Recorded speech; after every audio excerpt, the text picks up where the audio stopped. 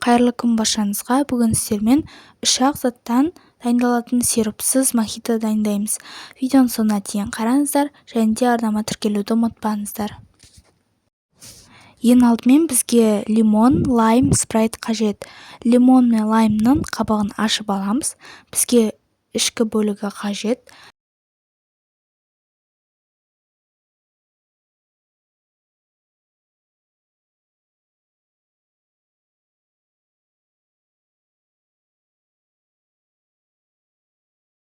Барлығын ашып болған соң ұсақтап турап аламыз, және де лимонның ішіндегі дәндерін алып тастаймыз.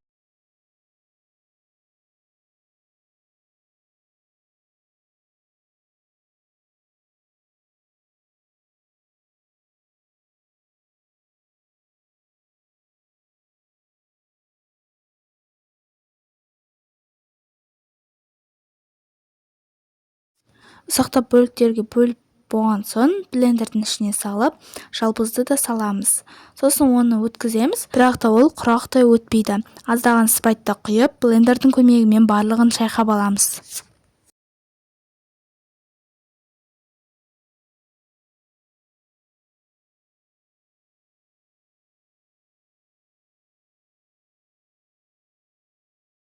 Жаңағы дайындалған сиропты таза ыдысымызға құямыз, үстіне спрайт құйып, барлығын жақсылап араластырамыз.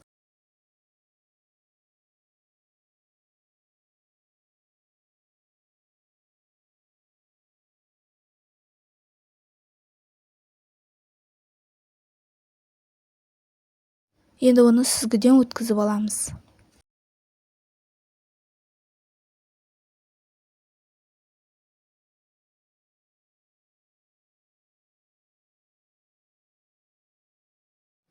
Мінекей мохитомыз дайын. Бұл мохитоны осындай қонақ дастарханға не үйіңізде салқындатып ішсеңіздер болады.